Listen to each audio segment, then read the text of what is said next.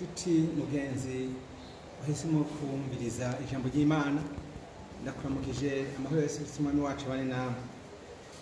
Muri kumwe na Pasteur Bizimana Jean Baptiste. Nagira ngo dusangire ijambo ry'Imana dusoma hariya mu cete ca kabiri Paulo yandikiye Timoteyo igice kabiri uriya murongo w'19. Ndasoma mu izina rya Yesu Kristo. Ariko itanguriro ry'Imana ryo kubaka ko rirakomeye, yanditswe kwiga ikimenyetso ngo Uhoraho araza biwe, kandi umuntu wese avuga izina ry'Uhoraho ave nk'ubwabitanya. Imana yacu dufaye cyane. Nagira ntera akarimbo kamwe, bavuga ngo bazimana, bavuga ngo bazimana, ariko imirimo bakora irabihakana. Yesu adufaye cyane. Ego iri jambo dusomye mfise intumbero y'ijambo rivuga ngo Uhoraho mbega arakuzi nico kibazo. Ego mu gihe Paulo yandikira Timoteyo hari inyigisho nyinshi, hari ubutumwa bunyuranye, hari amadini yo mu buzimire. Ariko gituma Paulo yacandikira Timoteyo nk'umwana wiwe, amubwira amajambo amwereka itanguriro ry'Imana ryo kubakako. Humvise ngo itanguriro ryo kubakako ngo rirakomeye, ngo Uhoraho araza biwe, kandi umuntu wese avuga izina ry'Uhoraho ngo ave mu kugabitanya. Imana yacu ifaye cyane. Ego uri mu idini kanaka, urasenga, uraririmba, eka mbere n'ibikwa by'Imana urabikora, ariko Uhoraho mbega arakuzi? Ico ni kibazo. Akuzi gute? Yesu adufaye cyane. Ego nukuvuga gunaho usenga ariko uravangavanga, mbega Uhoraho akuzi gute?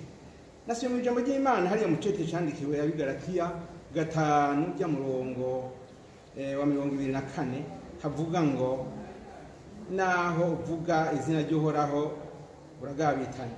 Yesu adufaye cyane. Ijambo ry'Imana rihari rivuga ngo abakristo babambye kameremere kabo n'ivyo gahahamiye, ngo nivyo kipfuza. Mbega uwa Kristo ico ni kibazo. Witwa ngo umukristo, witwa izina, ariko Uhoraho ntakuzi. Birashoboka yuko uri mwishengero mugabo inyambaro yawe irateye isoni. Iyo urenganye abantu bakika imisaya baraba ibiteye isoni wahishuye. Iyo uvuze abantu bifata ku munwa, urenganye imbere y'abavyeyi, imbere y'abantu bakuze, bararaba bamwe kwifata ku munwa wakumigwa. Yesu adufaye cyane. Byari byiza ko Uhoraho kumenya nk'umuntu asenga. Yesu adufaye cyane. Uri mu idini ariko uragowe, uri mu idini ariko urigitsitaza. Yesu adufaye cyane. Iyi myaka turimo ni imyaka igoye. Abantu uyu munsi bagomba guhishura ivyo abandi banyegeza, ariko n'umunsi uri kubishira hejuru, intege zigendera hejuru, birateye isoni.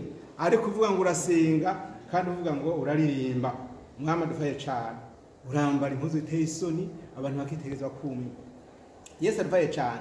Urasambana kandi uri mwishengero, mbega Uhoraho akuzi gute? Ijambo ry'Imana riravuga ngo hariya mu cete candika Abaroma 1:18 ngo uburake bw'Imana bwarahishuwe bivuye mu ijuru, ubwiza barakira ukutayubaha kw'abantu, ngo banyikirisha kugabitanya kwabo bakanyikiza ukuri. Ariko ijambo ry'Imana ngo uburake bwarahishuwe, ariko Imana iragukunda. Uyu munsi byasaba ariko uhindura kugira ngo wizere Imana, kandi umusese aragukunda, aragomba kuhinduka. None rero mukunzi, nagira ngo ndagusengere uve mu kugabitanya. Uhoraho akubone nk'umugororotsi, ntashobora kubona nk'ikizira imbere y'abakubona. Yesu adufaye cyane. Reka dusenga Imana. Mana nye n'ijuru, turagushimiye cyane imbabazi zawe, turagushimiye cyane ukuboko kwawe uko kuri hano. Turagushimiye kandi ko uyu muntu yumvise ijambo ryawe, n'umuhindure, n'umwigishe, imbabazi zawe zimubeko, ahindure umumenye nk'umuntu akwizera, kugira ngo kuri wa munsi uzomujane mu gihugu cyo mu ijuru. Mana idufaye cyane. Amen.